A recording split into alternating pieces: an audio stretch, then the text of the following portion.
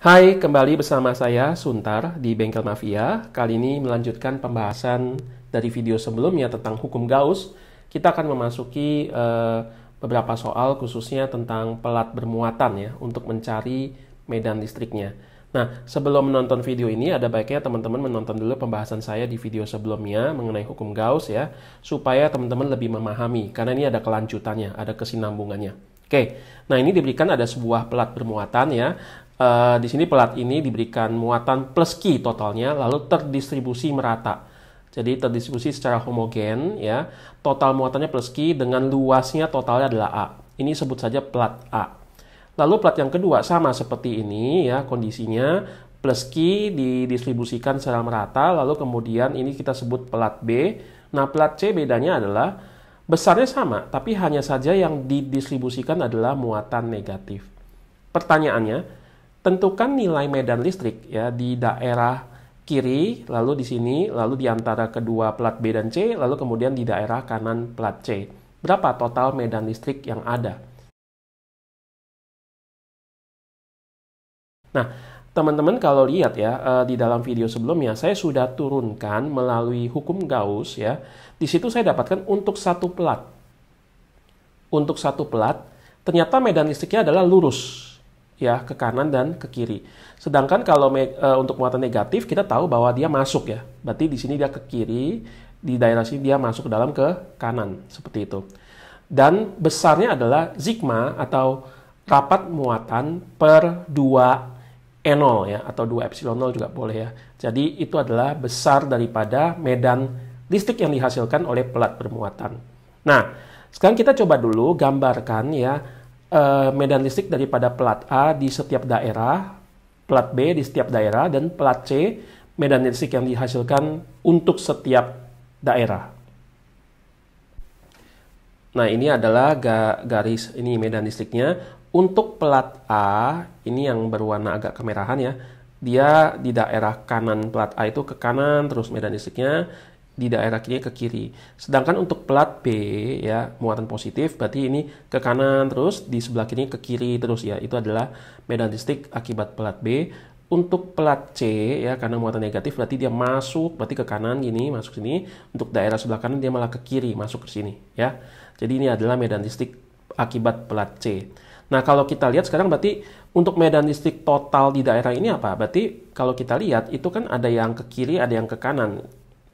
Berarti yang ke kiri saya tulis minus ya.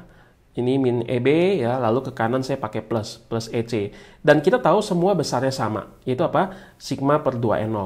Minus sigma per 2E0, ini minus sigma per 2E0 tambah sigma per 2E0. Berarti ini kan habis ya. Tinggal yang ini aja berarti minus sigma per 2E0. Itu adalah medan listrik di sebelah kirinya. Dimana sigma itu apa? Sigma itu adalah Q total per A total. Ini saya nggak buka aja ya.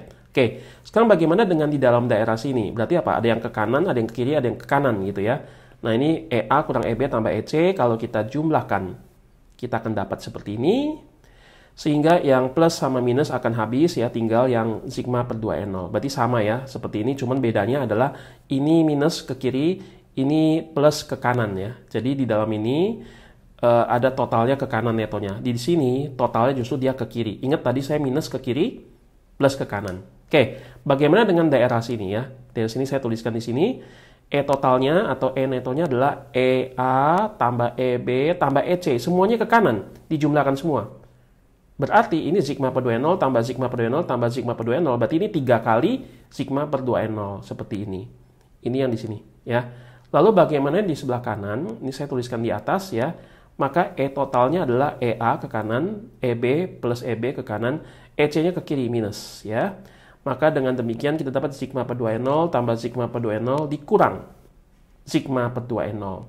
Nah, ini habis, berarti sisa ini. Oke, jadi kita sudah mendapatkan ya masing-masing daerah itu berapa medan listrik total yang ada di antara kedua plat ini. Ini sama di kanannya plat C, sama di sebelah kiri plat A. Masing-masing adalah ini.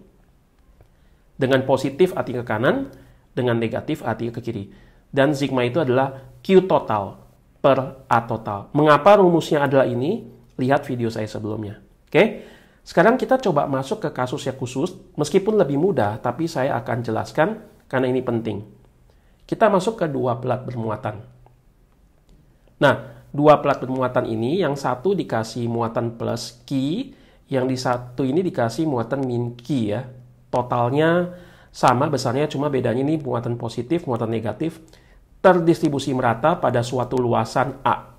Oke, sama pertanyaannya adalah kita ingin mencari total medan listrik sebelah kiri, di antaranya dan sebelah kanannya.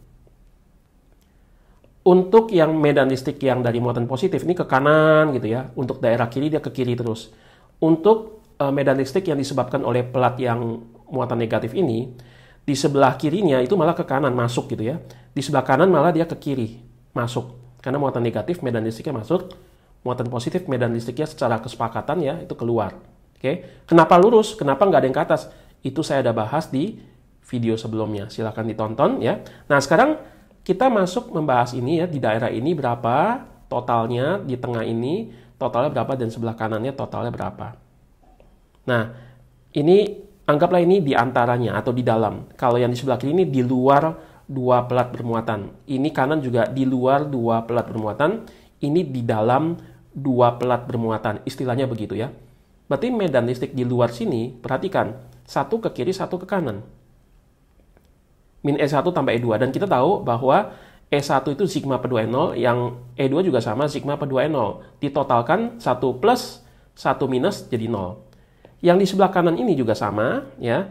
Yang ke kanan itu E1, yang ke kiri E2, lalu diresultankan ya, itu menjadi 0 juga. Kenapa? Karena besarnya sama E1 dan E2. Karena kita tahu bahwa ini luasnya sama, muatannya sama, berarti sigma Q per A-nya sama. Q per A sama kan Q per sigma per 2E0 ya, sigma per 2E0. Sigmanya kan Q per A. Ini juga sama, sigma per 2E0. Sigmanya adalah Q per A, di mana Q-nya sama, A-nya sama. Nah, bagaimana di antaranya ini? Perhatikan ini searah, maka itu dijumlah. Ya, sigma per 2E0 tambah sigma per 2E0, maka menjadi 2 kali ini, atau sigma per E0. Jadi, kesimpulannya, ini yang penting ya, medan listrik di luar ya dua pelat bermuatan di sini sebelah kanan atau sebelah kirinya itu adalah 0. Sedangkan medan listrik di dalam dua pelat bermuatan yang muatannya terdistribusi secara merata ini adalah sigma per E0. Nggak ada angka 2-nya. Ingat ya, kalau satu pelat itu sigma per 2E0. Kalau dua pelat bermuatan, satu positif, satu negatif, maka di dalamnya hanya sigma per E0, tidak ada angka 2-nya ya. Nah, perhatikan kenapa ini kita bahas, bukankah soal sebelumnya itu lebih rumit? Kenapa ini malah masuk ke soal yang lebih mudah? Karena ini kasus khusus. Teman-teman kalau lihat ya, ini model apa nih? Ini model bagi kapasitor. Jadi kalau ada suatu pelat, lalu suatu pelat ini dihubungkan dengan kutub positif baterai, ini dihubungkan dengan kutub negatif baterai, maka di sini akan muncul muatan ya, di sini akan muncul muatan ya. Lalu ada medan listrik di dalam. Dan besarnya medan listrik di dalam adalah sigma per E0. Dan itu adalah kasus pada kapasitor. Jadi nanti ingat ya, pada waktu kita masuk ke dalam pembahasan kapasitor, kita akan menggunakan penemuan atau penurunan rumus ini. Oke, sampai di sini ya salah satu contoh soal yang saya gunakan untuk membahas medan listrik dan kaitannya dengan hukum Gauss ya. Harap teman-teman bisa makin memahami dan tetap semangat di dalam mengerjakan setiap soal-soal fisika. Salam semangat!